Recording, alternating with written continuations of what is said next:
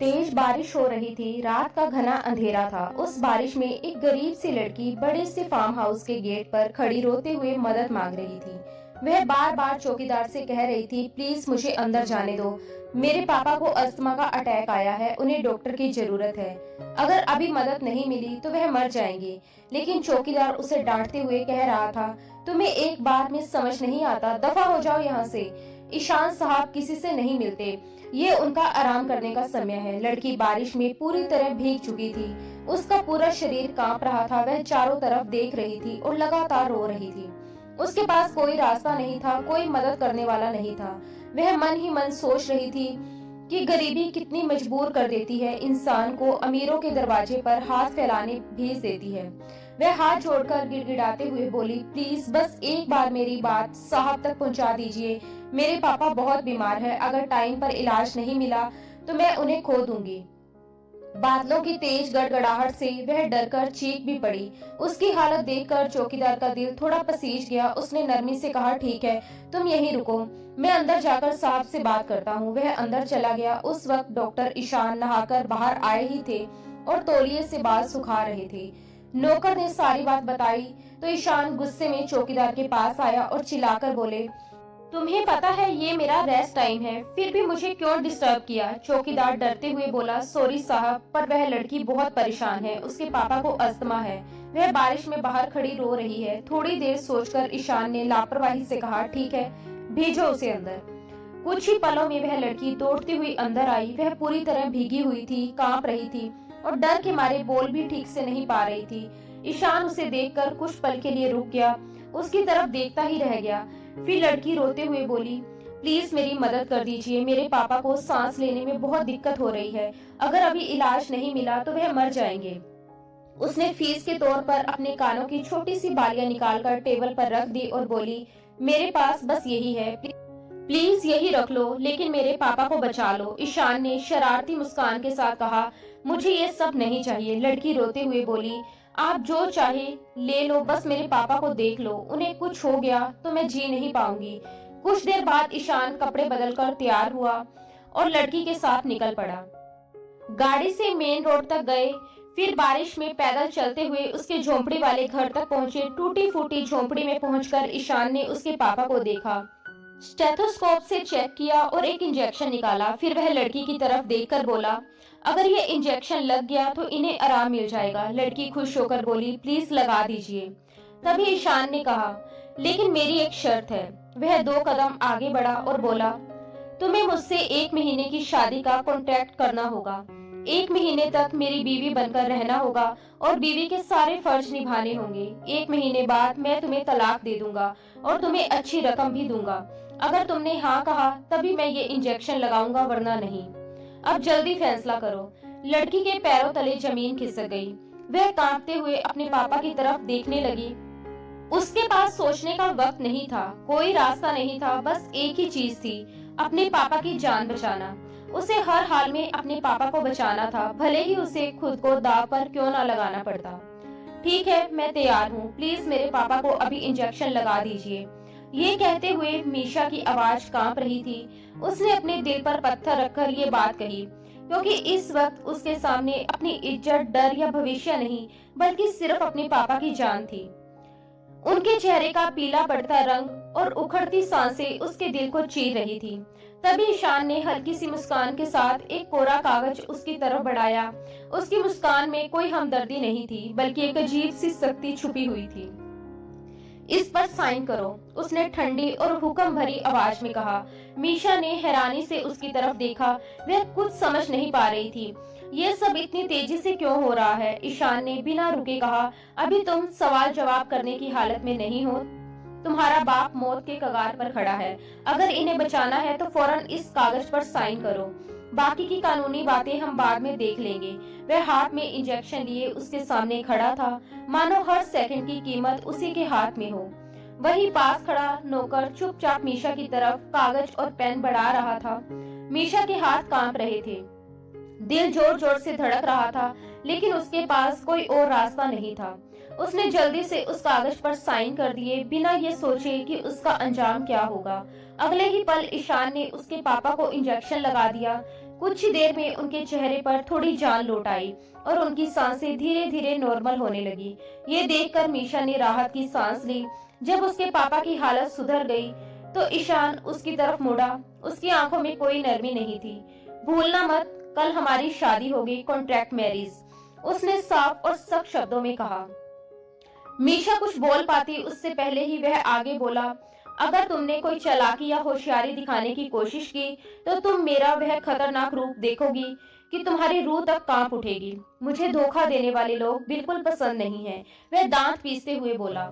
मुझे उनसे सख्त नफरत है, इसलिए धोखा देने का सोचना भी मत, समझे तुम। ये कहते हुए वह उसे फिर से ऊपर से नीचे तक घूरता रहा, फिर नफरत से सिर झटक कर बाहर निकल गया। बाहर जाते हुए फोन पर वह अपने सिक्योरिटी गार्ड को अलर्ट करना नहीं भूला, जो उसके घर की निगरानी करने वाले थे, ताकि वह लड़की रात में भाग न सके। मीशा अपने पापा के सिरहाने बैठी थी, वह उनकी हर सांस को ध्यान से देख रही थी। जब उसने महसूस किया कि उनकी सांसें अब नॉर्मल हो चुकी हैं और चेहरा पहले से शांत लग रहा है, तो उसके दिल ने अंदर ही अंदर राहत की सांस ली।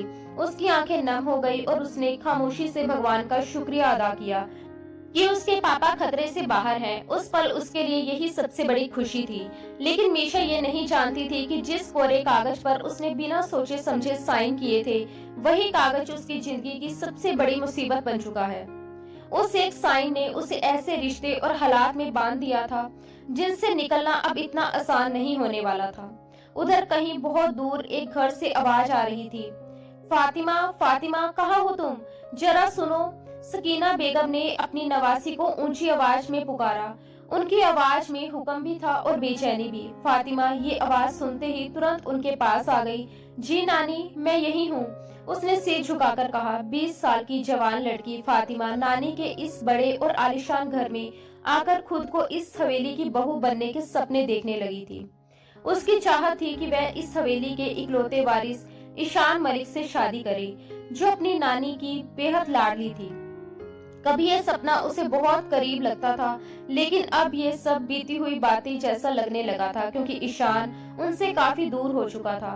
फिर भी सच्चाई यही थी कि हवेली की सारी दौलत उसी के नाम थी। सकीना बेगम ने नाराज होते हुए कहा, मैंने तुम्हें कुछ काम कहा था करने को, लेकिन तुमने कुछ भी ढंग से नहीं किया। माफ कीजिएगा नानी, फातिमा उंगलियां मरोड़ते हुए बोली। मैंने आपकी कोई बात कभी नहीं टाली। सकीना बेगम ने सख्त लहजे में कहा, देखो ईशान आज आ रहा है, इसलिए उसके खाने पीने का पूरा इंतजाम करो। सब कुछ उसकी पसंद का होना चाहिए, किसी तरह की कोई शिकायत नहीं होनी चाहिए। फिर उन्होंने अपनी आवाज धीमी करते हुए कहा, और इस बार वह तुमसे शादी करके ही जाए, उसके करीब रहने की कोशिश करना। जी जी, जैसा आपने कहा है वैसा ही होगा, फातिमा ने पूरे भरोसे से कहा।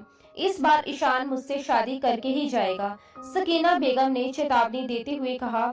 हाँ, और ये भी याद रखना कि हमारे पास अब सिर्फ 1 महीना है। इस 1 महीने में तुम्हें वारिस की खुशखबरी सुनानी है, ताकि ईशान कहीं और जाने के बारे में सोच भी न सके।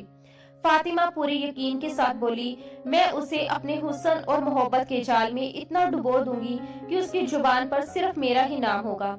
लेकिन सकीना बेगम ये अच्छी तरह जानती थी कि ईशान इतनी आसानी से किसी के जाल में फंस जाए, ये नामुमकिन है, फिर चाहे वह मोहब्बत का जाल ही क्यों ना हो। उन्होंने हल्का सा सिर झटका और आगे बढ़ गई।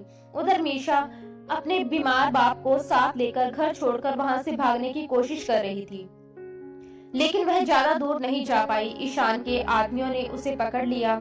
अपने बीमार बाप को लेकर कहाँ भाग रही थी, किसी ने सख्त आवाज में पूछा। मीशा को ईशान के इरादे बिल्कुल ठीक नहीं लग रहे थे। इसी डर की वजह से वह मुश्किल से अपने पापा को संभालते हुए वहां से निकलना चाहती थी, लेकिन किस्मत ने उसे मौका नहीं दिया। वह पकड़ी गई। ईशान के आदमी उसे पकड़कर सीधे ईशान के सामने ले आए। कुछ पूछा है तुमसे? ईशान की आवाज में गुस्सा साफ झलक रहा था। कहाँ भाग रही थी? इस बार वह जोर से दहाड़ा। मीशा डर के मारे अपने पापा के पीछे छिप गई। उसके पापा इकबाल कुरैशी तकलीफ से आंखें मीचते हुए जोर जोर से खांसने लगे। खांसी के साथ खून भी निकल आया। उन्होंने कांपते हाथों से ईशान के सामने हाथ जोड़ दिए। साहब, गलती हो गई, मेरी बच्ची को माफ कर दीजिए, वह टूटती आवाज में बोले। ईशान ने ठंडे लहजे में कहा, तुम्हारी बेटी मेरे साथ शादी कर रही है। रात तक ये शादी के लिए तैयार थी और आज ये भाग रही है। शायद ये मेरे गुस्से से अभी वाकिफ नहीं है। ये कहते हुए ईशान ने धीरे धीरे अपना दायां हाथ उसकी तरफ बढ़ाया। नहीं प्लीज, मीशा जोर से चिल्लाई और भागकर एक पिलर के पीछे छिप गई। उसका पूरा शरीर कांप रहा था। रास्ते में उसे तेज बुखार था, पूरा जिस्म थकान से टूट चुका था, लेकिन इस हालत में भी वह भागने की कोशिश कर रही थी। उसे बस सामने खड़े उस आदमी से बहुत डर लग रहा था। ईशान ने आगे बढ़कर उसे बाजू से पकड़ा और अपने सामने खींच लिया। शादी का वक्त आ चुका है, चलो मेरे साथ, उसने सख्ती से कहा और उसका हाथ पकड़कर आगे बढ़ने लगा। छोड़िए मुझे आपसे शादी नहीं करनी, मीशा जोर से चिल्लाई। उसकी आवाज डर से कांप रही थी। ईशान ने उसे घूरते हुए कहा, तो फिर बिना शादी के 1 महीना अपने साथ रखूंगा तुम्हें और अपनी वहशत की ऐसी छाप छोड़ूंगा कि तुम सिर्फ मौत मांगोगी। उसके गुस्से भरे अंदाज को देखकर वह 18 साल की मासूम लड़की सहम गई और चुपचाप उसके सामने झुक गई। कुछ ही देर में उसकी शादी ईशान मलिक से कर दी गई। पल भर में उसकी पहचान भी बदल गई और हैसियत भी। इकबाल कुरैश, मीशा के पिता ने अपनी बेटी के सर पर प्यार भरा हाथ रखा। दोनों बाप बेटी की नजरें मिली। दोनों की आंखों में एक अजीब सी चमक थी जिसमें गहरा मतलब छुपा हुआ था। उसके बाद वह अपनी बेटी को वहीं छोड़कर वहां से निकल गया। मीशा ने अपने आंसू पोंछे और पलटकर ईशान की तरफ देखा और बाहें बांधते हुए ईशान से पूछा, मेरे पापा को बचाने के बदले जो इतनी बड़ी सजा आपने मुझे दी है, उसकी वजह मैं जान सकती हूँ? ईशान ने बेरुखी से कहा, देखो मैं तुम्हें जवाब देना जरूरी नहीं समझता, सही वक्त आने पर सब बता दूंगा। अभी तुम्हें मेरे साथ मलिक हवेली चलना है, बाकी बातें हम वहीं करेंगे। इतना कहकर वह उसे अपने साथ अंदर की तरफ ले गया। लेकिन ये छोटी सी मासूम दिखने वाली लड़की उतनी भोली नहीं थी जितना वह दिखावा कर रही थी। ईशान ये सोच रहा था कि उसने अपने फायदे के लिए एक मासूम लड़की का इस्तेमाल किया है और काम खत्म होने के बाद जब वह उसे निकाल देगा तो कोई उससे सवाल नहीं करेगा। लेकिन यही उसकी सबसे बड़ी गलतफहमी साबित होने वाली थी। मलिक हवेली का ख्याल दिमाग में आते ही ईशान के होंठ भींच गए। वह अपनी दादी को बहुत अच्छी तरह जानता था। सकीना बेगम की जिद थी कि वह फातिमा से ही शादी करे, लेकिन वह उससे शादी नहीं करने वाला था। उसे तो बस फातिमा से हमेशा के लिए छुटकारा चाहिए था। इसी वजह से उसने जानबूझकर एक काम सी गैर खतरनाक लड़की को चुना था ताकि 1 महीने बाद वह आसानी से इस पूरे मामले से बाहर निकल सके और वसीयत की शर्त भी पूरी हो जाए। यह शर्त अब तक सिर्फ ईशान और सकीना बेगम के बीच ही सीमित थी। जैसे ही वह मीशा को लेकर हवेली के अंदर दाखिल हुआ, सकीना बेगम की नजरें उन दोनों पर जा टिकी। वह एक पल के लिए हक्का बक्का रह गई और फिर अचानक एक्शन मोड में अपनी जगह से खड़ी हो गई। ईशान मलिक के साथ एक अनजान लड़की को देखकर उनकी छठी इंद्रियों ने तुरंत उन्हें अलर्ट कर दिया कि कुछ न कुछ जरूर गड़बड़ है। ईशान, उन्होंने गुस्से में उसका नाम पुकारा। हाय दादी, ईशान ने उनकी तरफ देखते हुए रूखे लहजे में जवाब दिया। कौन है ये लड़की? उन्होंने सवाल किया, जबकि लड़की के जिस्म पर ईशान की शॉल लिपटी हुई थी। ईशान ने सिर झटका और ठंडे लहजे में बोला, ये मेरी बीवी है दादी, मैंने शादी कर ली है। ये सुनते ही सकीना बेगम को जैसे सदमा लग गया। तुम झूठ बोल रहे हो, ऐसा अचानक हो ही नहीं सकता, उन्होंने अविश्वास से कहा। ईशान ने बेपरवाही से जवाब दिया, इसमें झूठ क्या है दादी, आपकी ख्वाहिश पूरी हो गई। बस लड़की मैंने अपनी मर्जी से चुनी है। क्यूट है ना? वह उनके और करीब जाकर धीमी आवाज में बोला, जिससे उनका गुस्सा और बढ़ गया। ईशान, तुमने ठीक नहीं किया, उन्होंने दांत पिसते हुए कहा। ये तो वक्त बताएगा दादी कि कौन सही है और कौन गलत। ईशान बिल्कुल सामान्य लहजे में बोलकर मुड़ गया। मीशा अब तक वहीं खड़ी, हैरान परेशान, ये समझने की कोशिश कर रही थी कि आखिर ये सब हो क्या रहा है। ईशान ने आगे बढ़कर उसका हाथ पकड़ा और उसे अपने कमरे की तरफ ले जाने लगा। उसके कमरे में जाने के ख्याल से ही मीशा के हाथ पांव ठंडे पड़ गए। उसके पुराने ताने और धमकियां याद आते ही उसका खून जमने लगा। वह सोच भी नहीं सकती थी वह इंसान इतना खतरनाक हो सकता है। ये 1 महीने का कॉन्ट्रैक्ट था। 1 महीने के लिए वह उसके बिस्तर की जिन्नत बनेगी और उसके बाद वह उसे छोड़ देगा। यही उस इंजेक्शन की कीमत थी जो उसके बाप को लगाया गया था। मीशा का दिल बुरी तरह टूट चुका था। ईशान उसे कमरे में लाया और गुस्से में बिस्तर पर जोर से धक्का दे दिया। वह अब भी गुस्से से भरा हुआ था। ईशान ने सख्ती से कहा, मुझे इस तरह मत देखो, तुमने भागकर जो गलती की है उसकी सजा तुम्हें जरूर मिलेगी। ये कहते हुए उसने अपने पैंट से बेल्ट निकाली। बेल्ट देखते ही मीशा पूरी तरह घबरा गई। मीशा ने डरते हुए कहा, प्लीज मुझे मत मारिए, आइंदा मैं नहीं भागूंगी। ईशान ने झुककर उसके मुंह को सख्ती से पकड़ा और कड़े लहजे में बोला, और मेरी इजाजत के बिना इस कमरे से बाहर भी मत निकलना, समझी तुम? मीशा ने गहरी सांस भरी और अपनी बिखरी हुई अनियमित सांसों को संभालने की कोशिश करने लगी। उसका सीना तेजी से ऊपर नीचे हो रहा था। ईशान उसके बाद वॉशरूम की तरफ बढ़ गया। उसके जाते ही मीशा ने खुद को किसी तरह संभाला और पूरे कमरे का बारीकी से जायजा लेने लगी। वह यहाँ यूं ही नहीं आई थी। उसके आने के पीछे एक खास मकसद था। जैसे ही उसका काम पूरा होगा, वह इस जगह को हमेशा के लिए छोड़ देगी। तब तक वह ईशान को खुद से जितना हो सके दूर रखना चाहती थी, लेकिन उसकी बातें और उसके इरादों का मतलब समझते ही वह अंदर से पूरी तरह कांप उठी थी। उधर ईशान शावर के नीचे खड़ा था। ठंडा पानी उसके जिस्म पर गिर रहा था, लेकिन उसके अंदर आग लगी हुई थी। वह इस लड़की को एक आम सीधी सादी और बेबस लड़की समझकर सिर्फ 1 महीने के लिए शादी करके लाया था। लेकिन बीती रात उसके प्राइवेट डिटेक्टिव ने उसे इस लड़की के बारे में जो जानकारी दी थी, वह जानकर ईशान तब से बेचैन था। ये लड़की उसे धोखा दे रही थी। वह धोखे से उसकी जिंदगी में दाखिल हुई थी और शायद उसे लग रहा था कि उसने ईशान को बेवकूफ बना लिया है, जबकि ईशान ऐसा इंसान नहीं था। वह तो उड़ती चिड़िया के पर भी गिन लेता था। फार्म हाउस से सटा हुआ पूरा इलाका उसी का था। वहाँ कौन रहता है, कौन आता जाता है और कौन क्या कर रहा है, उसे सब पता रहता था। गुस्से में उसने पूरा शैम्पू अपने ऊपर उड़ेल लिया। वह हद से ज्यादा गुस्से में था, क्योंकि जो जानकारी उसे मिली थी उसके मुताबिक ये लड़की रातों रात उसके इलाके में आई थी और उसे लगा था कि ईशान इस बात से अनजान होगा। लेकिन ईशान अनजान रहता ही कहाँ था।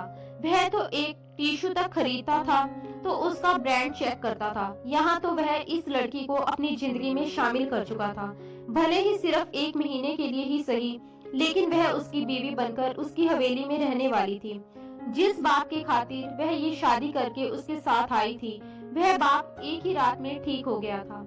ईशान ने झुंझलाकर सिर झटका। दरअसल उसे पहले ही शक हो गया था, जो प्राइवेट डिटेक्टिव की सारी बातें सुनकर यकीन में बदल गया।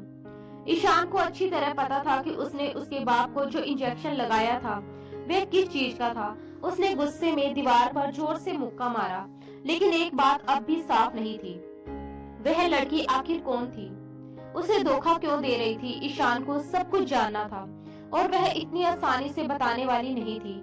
शावर बंद करके वह तौलिया लपेटे हुए बाहर आया। मीशा अब भी उसी जगह बैठी हुई थी।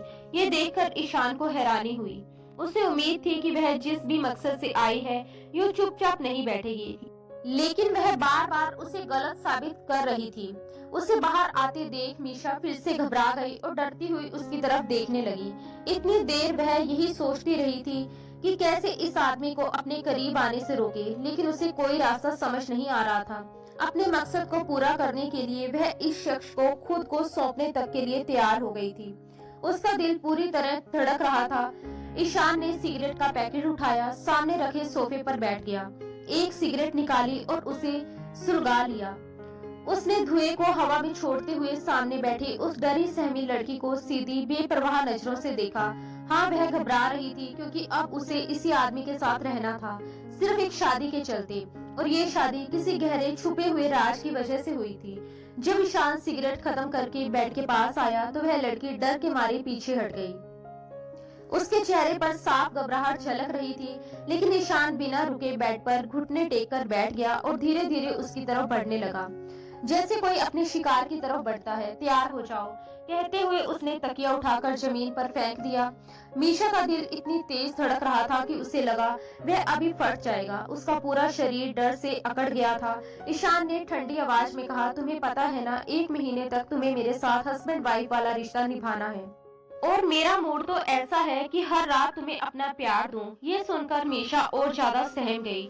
उसने डरते हुए उसके सीने पर हाथ रखे और कांपती आवाज में पूछा, फिर क्या होगा? ईशान ने बिना किसी भाव के जवाब दिया, फिर मैं तुम्हें छोड़ दूंगा। उसके शब्द सीधे मीशा के दिल पर वार कर गए।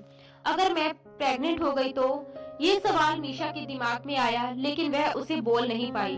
वह कुछ और पूछने ही वाली थी कि अचानक ईशान ने उसके गाल पर जोर से दांत गड़ा दिए। तेज दर्द से वह सिसक उठी। ईशान ने तुरंत चेतावनी दी, जब मैं पास आऊं तो चिल्लाना मत, मुझे शोर शराबा बिल्कुल पसंद नहीं है। उसके शब्द सख्त और डराने वाले थे। मेरी दी हुई शिद्दत को चुपचाप सहो, उसने गुस्से को दबाते हुए कहा और उसकी गर्दन की तरफ झुक गया। उसके छूने से वह बुरी तरह कांप उठी। अचानक उसके मुंह से फिर एक सिसकारी निकल गई। ईशान ने तुरंत सिर उठाया और उसे घूर कर देखा। मीशा डरते डरते रो पड़ी और कांपती आवाज में बोली, मैंने जानबूझकर नहीं किया। वह रोते हुए सफाई देने लगी। तब ईशान ने ड्रॉर खोली और उसमें से टेप निकाल ली। उसकी आंखों में सख्ती थी। तुम ऐसी नहीं मानोगी, वह ठंडे लहजे में बोला, इसका इलाज करना पड़ेगा। इतना कहते ही उसने उसके होठों पर टेप चिपका दी, उन होठों पर जिन्हें उसने आज तक एक पल के लिए भी प्यार से नहीं छुआ था। मीशा ने हैरानी और डर से उसकी तरफ देखा। ये एक ऐसा शोहर था जिसने पहली ही रात उसके मुंह पर टेप लगा दी थी। उसके बाद उसके हाथ मीशा के पूरे वजूद पर हावी होने लगे। मीशा ने डर के मारे आंखें बंद कर ली। ईशान ने मीशा को हर तरह के पर्दे से आजाद कर दिया और गुस्से में उस पर हावी हो गया। मीशा की आंखों में आंसू बहते रहे। ईशान ने जुनून और गुस्से से अपना सारा आवेग उस पर निकाल दिया। वह उसे पूरी तरह तोड़ देने का उतारू था। मीशा दर्द से चीख भी नहीं पा रही थी। वह मुश्किल से आंखें खोलकर बस उसका दिया हुआ दर्द सहती रही। वह पूरी तरह जुनून में डूब चुका था और उसके साथ उसका बर्ताव बेहद सख्त हो गया था। उसके अंदर का गुस्सा और बेचैनी अब किसी काबू में नहीं थी। वह ये भूल चुका था कि उसके सामने खड़ी लड़की भी एक इंसान है जिसके जज्बात और दर्द हैं। उस पल उसके लिए सिर्फ अपना जुनून और अपनी जिद मायने रखती थी, जिसने उसे और भी बेरहम बना दिया था। उसी वक्त मीशा के दिमाग में कुछ पिछली बातें घूमने लगी। मीशा, कुछ भी हो जाए उसे खुद को छूने मत देना। वह खतरनाक है। अगर एक बार उसने तुम्हें छू लिया तो वह तुम्हें मार डालेगा। प्रॉमिस करो तुम मेरा बदला लोगी, लेकिन अपनी इज्जत की जान से भी ज्यादा हिफाजत करोगी। दिमाग में घूमती ये बातें उसके होश उड़ा रही थी और अगले ही पल वह बेहोश हो गई। ईशान गहरी सांसें भरते हुए उसे देखने लगा, जिसका पूरा वजूद पसीने में डूबा हुआ था। ये तो कमसीन लड़की है। ये समझ आते ही ईशान ने तुरंत खुद को उससे अलग किया। मैंने इसे दर्द दिया, मुझे शांत रहना चाहिए था। ये तो कम उम्र की है। लेकिन अचानक वो और जोर से उसमें समाता हुआ उसे तकलीफ देता चला गया। कुछ देर बाद उसने फिर मीशा को देखा और बोला, मीशा आंखें खोलो। उसे इस तरह बेहोश देखकर ईशान ने खुद को संभालने की कोशिश की, मगर बेचैनी उसके चेहरे पर साफ झलक रही थी। इसे क्या हो गया, ये सोचते ही उसका दिल घबरा उठा। उसने तुरंत आगे बढ़कर उसके दिल की धड़कन जांची। धड़कन बेहद धीमी थी, जैसे किसी अनहोनी की चेतावनी दे रही हो। घबराहट में उसने झट से उसके होठों पर लगी टेप उतार दी। उसके होठ असामान्य रूप से लाल पड़ते जा रहे थे। सांसें भी सामान्य नहीं लग रही थी, जिससे ईशान की चिंता और गहरी हो गई। उसने जांच के लिए हल्के से उसके होठों को छुआ ताकि सांस की स्थिति समझ सके। हालात गंभीर देख वह बिना देर किए झुक गया और प्राथमिक उपचार के तौर पर उसे कृत्रिम सांस देने लगा ताकि उसकी सांसें फिर से सामान्य हो सके। ये वही लड़की थी जिसे उसने पूरी रात नजर उठाकर देखना भी जरूरी नहीं समझा था। अब वही उसकी पूरी चिंता का कारण बन गई थी। हालात की नाजुकता ने उसे भीतर तक हिला दिया। उसे होश में लाने की कोशिश करते हुए ईशान का दिल तेजी से धड़कने लगा। डर और जिम्मेदारी एक साथ उसके सीने पर भारी पड़ रहे थे। उस पल उसे पहली बार एहसास हुआ कि किसी अनजान की सांसें भी इंसान को इस कदर बेचैन कर सकती हैं। ये उसके लिए पहली बार था कि वह किसी की इतनी नाजुक हालत के इतने करीब था। होश में लाने की कोशिश करते हुए वह पूरी सावधानी से उसे कृत्रिम सांस देता रहा ताकि उसकी सूखती सांसें फिर से सामान्य हो सके। मीशा को अचानक ऐसा लगा जैसे उसकी सांस रुक रही हो और उसी झटके में उसने आंखें खोल दी। अपने ऊपर झुके ईशान मलिक को देखते ही उसका दिल जोर से धड़क उठा और डर फिर से उस पर हावी हो गया। उसे लगा जैसे वह अब भी उसके घेरे में फंसी हुई है। वह खतरनाक इंसान है। ये आवाज एक बार फिर उसके कानों में गूंजने लगी। उसका पूरा वजूद सहर उठा। ईशान ने उसके होठों से अपनी सांसें वापस खींचकर अपनी तेज चल रही सांसों को ठीक किया और मुस्कुराया। मैंने तुम्हारे पूरे वजूद को देखा है, लेकिन जो मजा इन होठों के छूने में था वह कहीं नहीं मिला। उसे एक सुकून सा मिला। उसने उसके सीने पर अपना सिर टिकाया और आंखें बंद कर ली। मीशा शर्म से सुंगड़ गई। अचानक खुद को इस तरह उसके इतने पास पाकर उसका चेहरा गर्म हो उठा। दिल जोर जोर से धड़क रहा था और उस भारीपन को वह अपनी हर सांस के साथ महसूस कर रही थी। उसकी सांसें अनियमित हो गई। घबराहट और झिझक के बीच उसने छटपटाकर खुद को थोड़ा पीछे हटाने की कोशिश की, मानो इस स्थिति से निकल जाना चाहती हो। लेकिन ईशान ने उसकी कोशिश को नाकाम करते हुए उसकी धड़कनों के पास इतनी जोर से काट लिया कि मीशा दर्द और हैरानी से करा उठी। उसकी आंखों में पानी भर आया। वह कुछ समझ पाती उससे पहले ही उसकी सख्त आवाज कानों में गूंज गई, हिलना मत, मेरी नींद खराब नहीं होनी चाहिए। ये कहकर वह फिर से आंखें बंद कर उसी मुद्रा में उससे लिपट गया, जैसे कुछ हुआ ही ना हो। उसकी पकड़ ढीली होने का नाम नहीं ले रही थी। मीशा ने उसकी ओर देखा, उसके भारी भरकम जिस्म को देखा, जिसके सामने वह खुद को एक नाजुक सी गुड़िया जैसा महसूस कर रही थी। उसके मन में कई बातें थी, बहुत कुछ कहना चाहती थी, लेकिन वह उसकी बात सुनने वाला तो था नहीं। इसलिए मीशा ने भी चुपचाप आंखें बंद कर ली और वहीं लेटी रही। उधर दूसरे कमरे में फातिमा अपनी नानी से शिकायती लहजे में कह रही थी, आपने तो कहा था कि ईशान मुझसे शादी करेगा, लेकिन वह तो किसी और लड़की को ले आया। अब मेरा क्या होगा? उसकी आवाज में गुस्सा भी था और बेबसी भी। स्कीना बेगम खुद भी अंदर ही अंदर बेहद परेशान थी। उन्होंने थकी हुई सांस लेते हुए कहा, अब मुझे क्या पता था कि वह इतना बड़ा फैसला इतनी जल्दी ले लेगा। दरअसल उन्हें यह भी नहीं मालूम था कि ईशान ने सिर्फ एक कॉन्ट्रैक्ट मैरिज की है। असल में ईशान के दादा की वसीयत में एक बड़ी और सख्त शर्त थी, जिसके मुताबिक उसे 3 महीने बाद अपनी बीवी को तलाक देना था। लेकिन इस बात को भी 2 महीने गुजर चुके थे। अब उसके पास सिर्फ 1 महीना ही बचा था। उस वसीयत में उसके दादा की ये शर्त सिर्फ एक ही तरीके से हट सकती थी, मगर सकीना बेगम नहीं चाहती थी कि ईशान उस शर्त को पूरा करे। उनकी चाहत तो यही थी कि ये नई आई हुई लड़की जल्द से जल्द तलाक लेकर इस घर से चली जाए। अब मैं क्या करूंगी? फातिमा फिर से गुस्से में बोली, मेरा यहाँ आने का क्या फायदा हुआ? सकीना बेगम ने ठंडे दिमाग से जवाब दिया, अभी सही मौका है अपनी अदाएं दिखाने का। फिक्र मत करो, खुद को सजाओ सवारो, ईशान की पसंद का खाना बनाओ और उसे अपनी तरफ खींच लो। ये कहते हुए उन्होंने उसे एक गहरी चालाक नजर से देखा।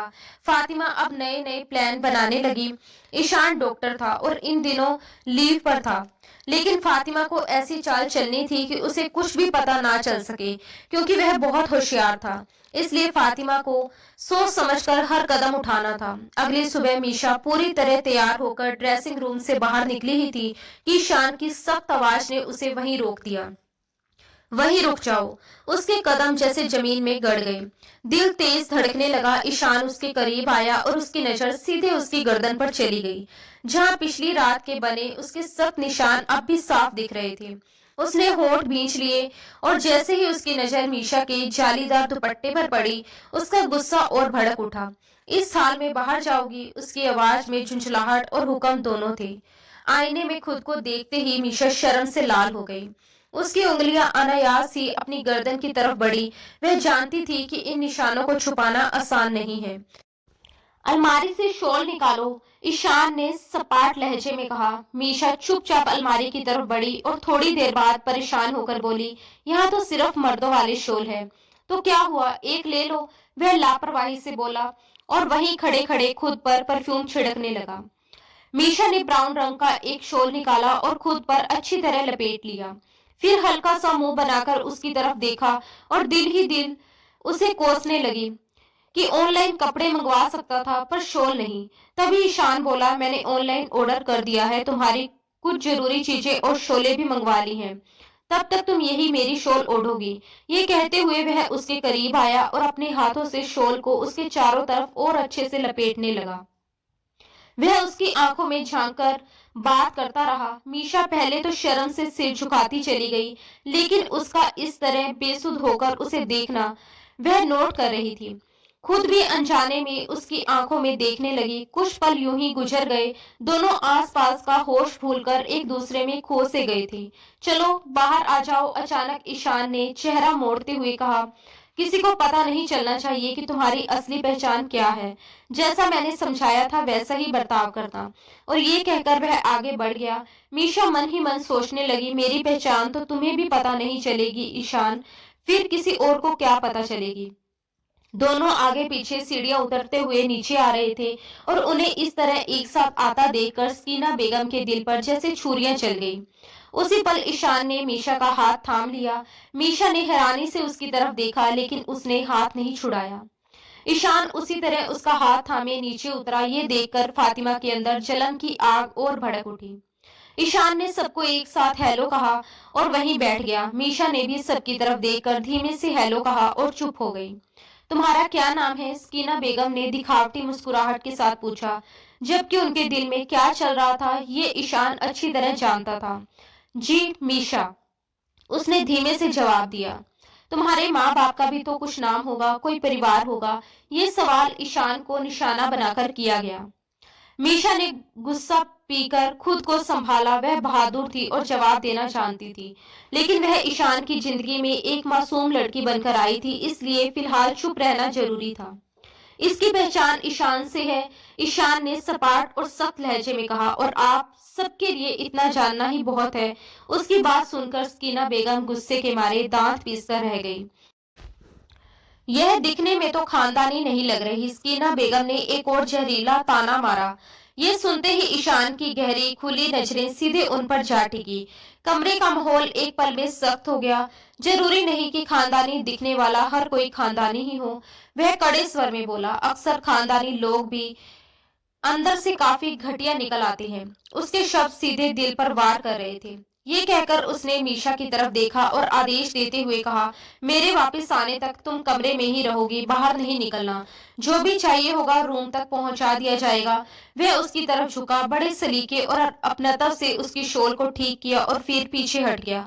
मीशा ने बिना कुछ कहे हाँ में सिर हिला दिया। ईशान के जाते ही वह चुपचाप अपने कमरे में आ गई।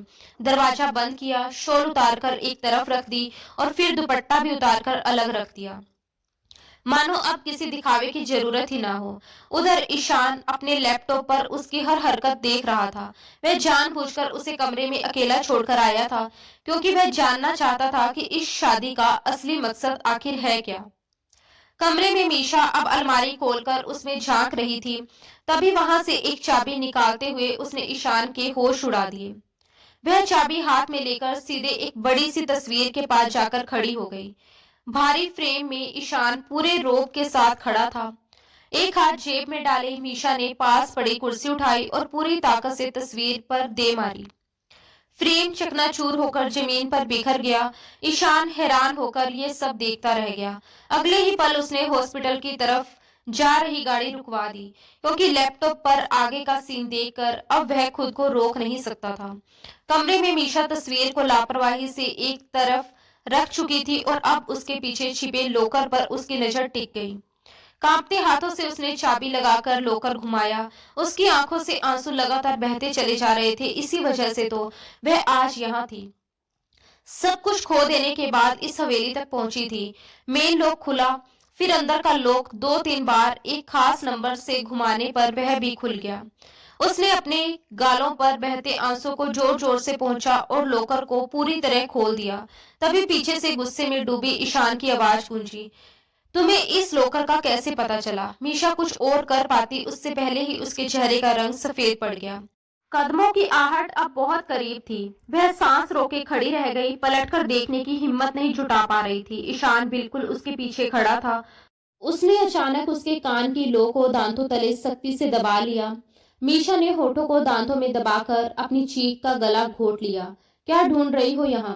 कहते हुए उसने झटके से उसे अपनी तरफ घुमाया और कसकर अपने सीने से भींच लिया।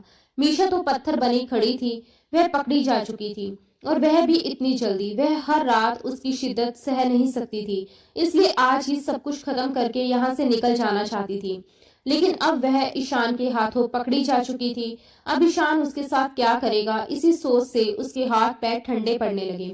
कुछ पूछ रहा हूँ तुमसे, जवाब दो, ईशान ने सख्ती से कहा। उसकी आवाज में धमकी साफ झलक रही थी। वरना जेल में बंद कर दूंगा, और तुम सोच भी नहीं सकती कि उस जेल में कौन कौन से कीड़े मकोड़े मौजूद हैं। जानती हो? उसकी बात पूरी भी नहीं हुई थी कि मीशा अचानक और भी सख्त स्वर में बोली, हाँ जानती हूँ, चूहे, बिच्छू, काकरोच, मकड़ी, जहरीले कीड़े जो इंसान को एक ही दिन में इस दुनिया से खत्म कर देते हैं।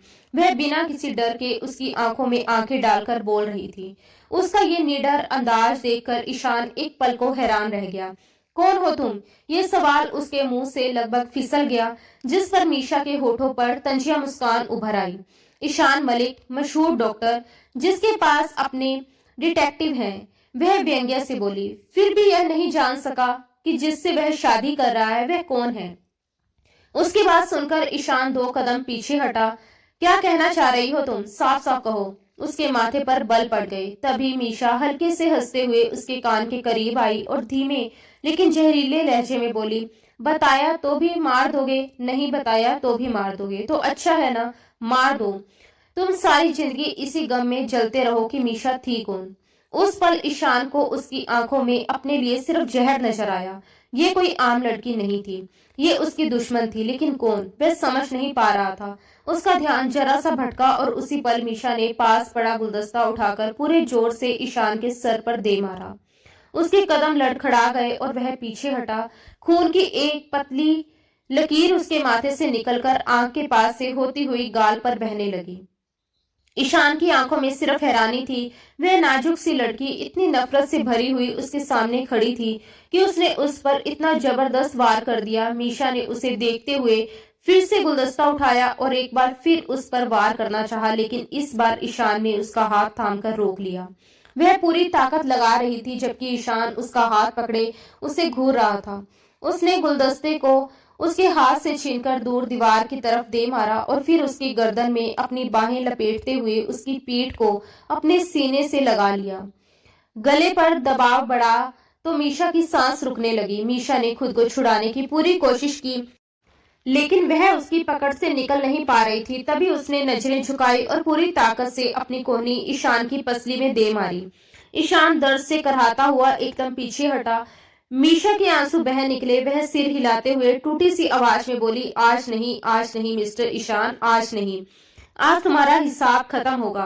वह तेजी से उसकी तरफ बढ़ी, गहरी सांस भरती हुई दराज के पास पहुंची और वहां से गन निकाल ली। उसके हाथ में गन देखते ही ईशान के चेहरे का रंग उड़ गया।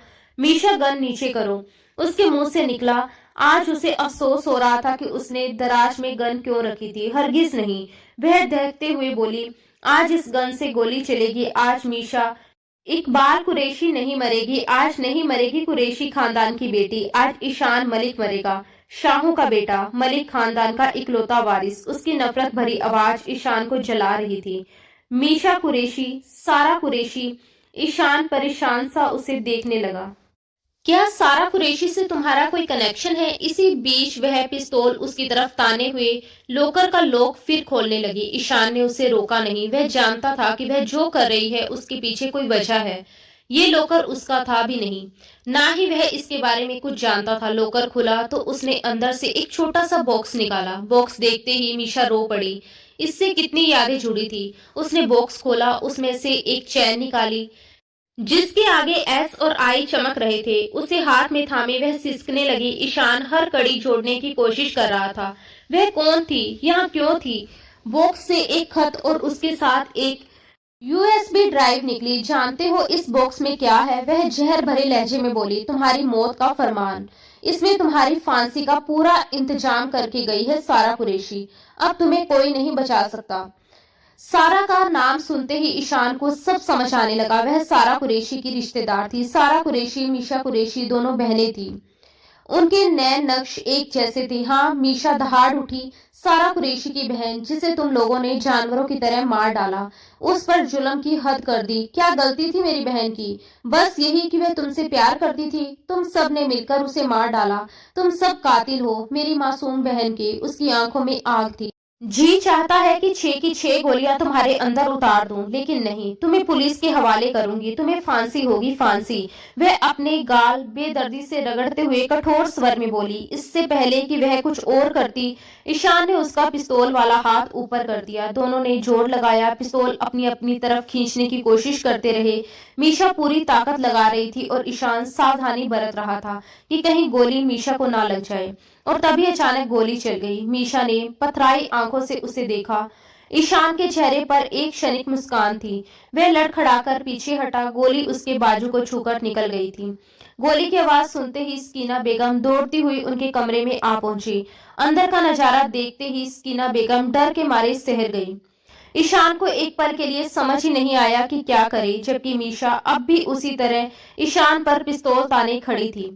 तभी फातिमा भी वहां पहुंच गई और मौके का फायदा उठाते हुए उसने झपटकर मीशा के हाथ से पिस्तौल छीन ली। इस बार मीशा की पकड़ ढीली पड़ गई थी, क्योंकि उसका सारा ध्यान ईशान पर टिका था, जिसके बाजू से खून नीचे टपक रहा था। ये देखकर मीशा के दिल में अजीब सी टिस उठी और वह टकटकी लगाए उसे देखती रह गई।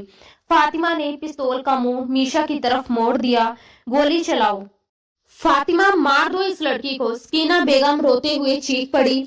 इसने मेरे ईशान को मारा है। इससे पहले कि फातिमा कांपते हाथों से ट्रिगर दबाती, ईशान लड़खड़ाते हुए आगे बढ़ा और मीशा को अपने पीछे कर लिया।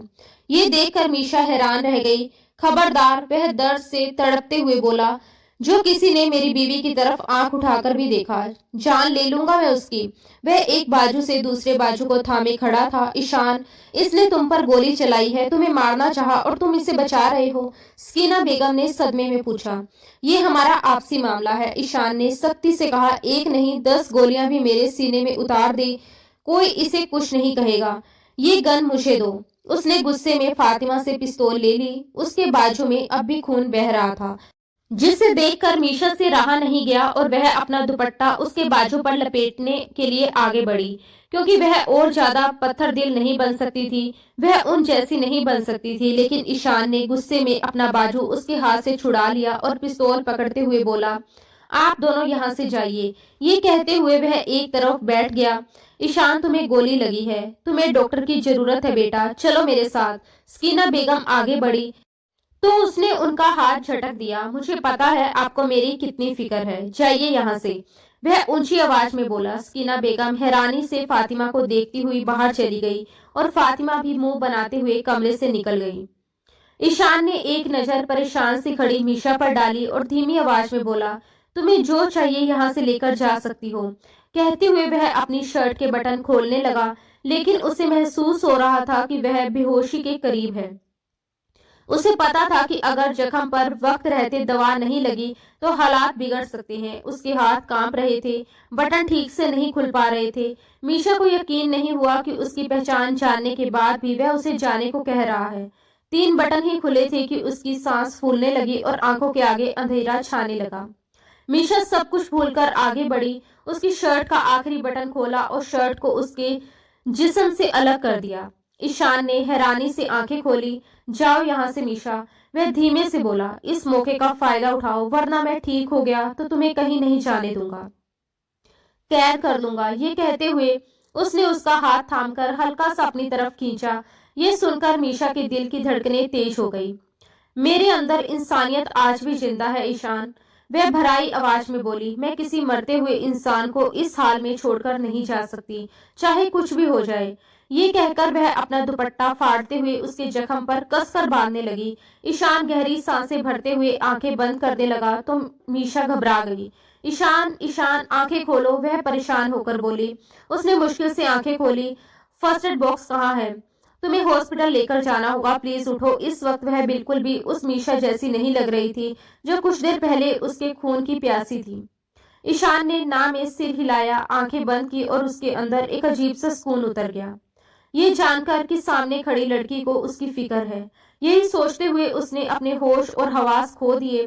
जब उसे होश आया तो उसने खुद को हॉस्पिटल के बिस्तर पर पाया। स्कीना बेगम उसके पास बैठी थी और एक तरफ फातिमा भी चुपचाप मौजूद थी। ईशान की नजरें कमरे में किसी और को ढूंढने लगी, लेकिन मीशा उसे कहीं दिखाई नहीं दी।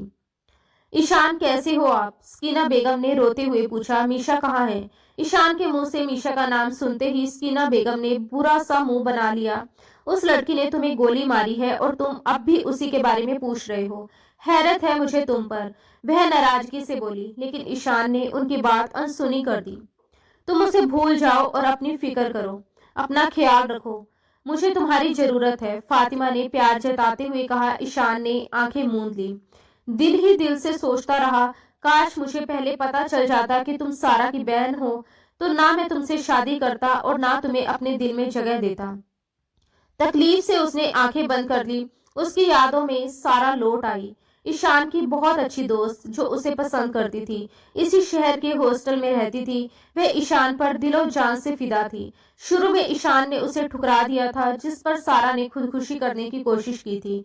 तब ईशान ने ही उसे बचाया और उसका प्रपोजल स्वीकार कर लिया। उन्हीं दिनों उसके दादा की वसीयत खुलनी थी, जिसके मुताबिक उसे एक शर्त पूरी करनी थी और 3 महीने बाद वसीयत का दूसरा हिस्सा खुलना था। मंगनी के कुछ दिन बाद ही वह अपने दोस्त के पिता के इलाज के लिए देश से बाहर चला गया और जब वापस लौटा तो उसे एक बेहद बुरी खबर मिली, सारा की अचानक मौत। ये सुनते ही वह सुन्न हो गया। उसने बहुत पता लगाने की कोशिश की कि आखिर उसके साथ हुआ क्या था, लेकिन कुछ भी साफ नहीं हो पाया। समय बीतता गया। सारा की मौत के बाद वह कई दिन उसकी यादों में ही जीता रहा, फिर धीरे धीरे जिंदगी की तरफ लौट आया। बस इतना ही पता चल पाया कि उसे एक गोली लगी थी और मौके पर ही उसकी मौत हो गई थी। ईशान का दिल ये मानने को तैयार नहीं था, लेकिन इसके अलावा कोई और रास्ता भी नहीं था।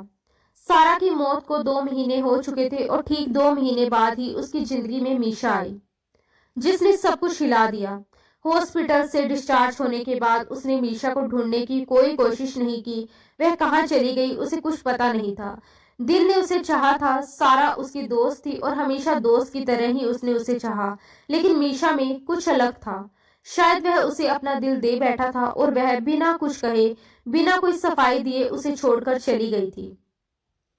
1 महीने के बाद दादा की वसीयत का दूसरा हिस्सा खुला, जिसमें साफ लिखा था कि ईशान को अपनी शादी 3 महीने तक निभानी होगी।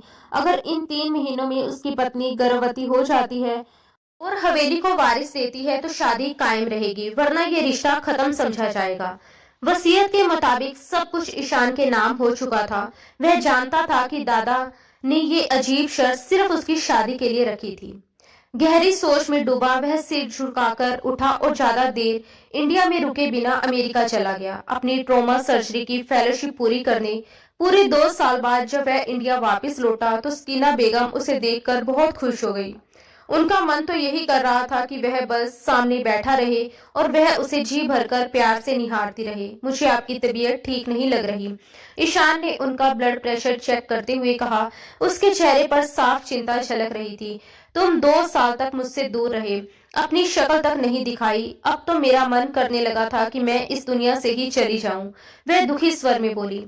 दादी अपना ख्याल रखा कीजिए, इतनी लापरवाही ठीक नहीं है, वह बीपी की दवा देते हुए अब भी फिक्र से बोला।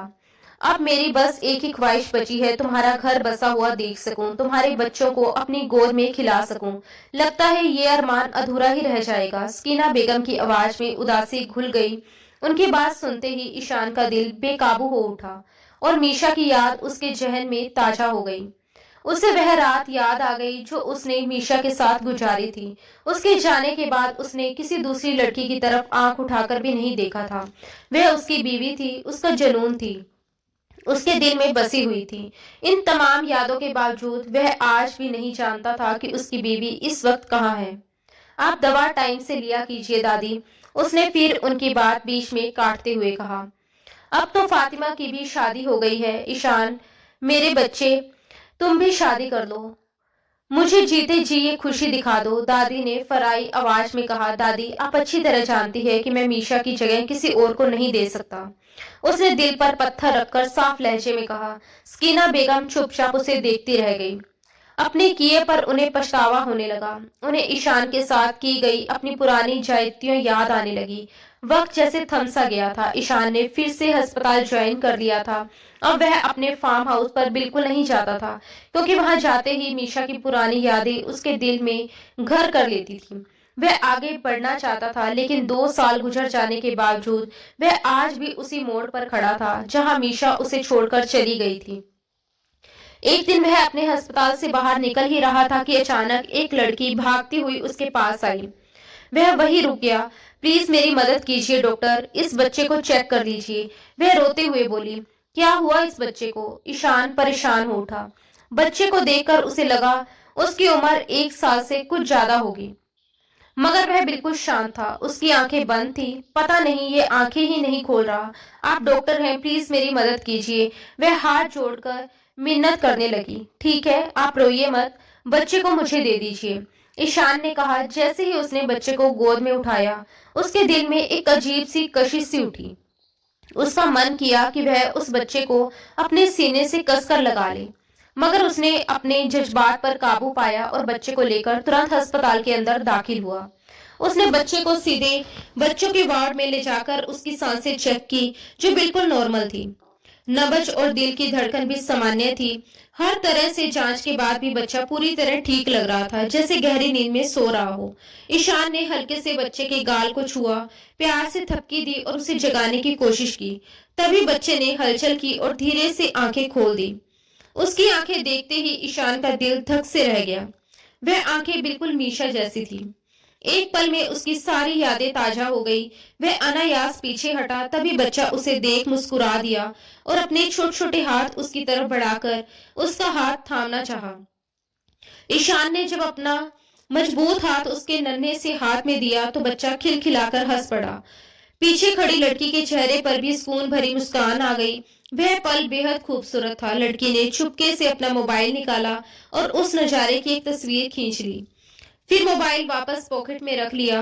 थैंक यू डॉक्टर, आपने मेरे बेटे को ठीक कर दिया। उसने आगे बढ़कर बच्चे को अपनी गोद में लिया। इस बच्चे की उम्र कितनी है? ईशान ने दिल के हाथों मजबूर होकर पूछ लिया। 1 साल 3 महीने। उसने अपने बेटे को प्यार से चूमते हुए जवाब दिया। आपकी फीस? उसे अचानक याद आया कि वह झिझकते हुए बोली, नहीं, आपका बेटा बिल्कुल ठीक है, मैंने कुछ नहीं किया, इसलिए कोई फीस नहीं बनती, ईशान ने कहा। उसकी नजरें अब भी उस बच्चे से हट नहीं पा रही थी और बच्चा भी लगातार उसे देखकर मुस्कुरा रहा था। जैसे ही वह लड़की बच्चे को लेकर बाहर जाने लगी, बच्चे ने फिर से ईशान की तरफ अपनी बाहें फैला दी, मानो कह रहा हो, मुझे अपनी गोद में ले लो। ये देखकर ईशान खुद को रोक नहीं पाया और दिल के हाथों मजबूर होकर उसने बच्चे को एक बार फिर अपनी गोद में भर लिया। बच्चा उसकी बाहों में आते ही सुकून से भर गया और ईशान का भी यही हाल था। उसका जी चाहा कि वह उसे यूं ही अपने सीने से लगाए रखे और पूरी जिंदगी यहीं थम जाए। मगर वक्त को आगे बढ़ना था। कुछ ही पलों बाद वह लड़की अपना बच्चा लेकर चली गई और ईशान वहीं खड़ा रह गया, दिल में एक अनजाना खालीपन और आंखों में अनकही कसक लिए। ईशान का दिल एकदम से बुझ गया। ना जाने क्यों उसके दिल ने उसे कुछ अलग सा एहसास दिलाया था।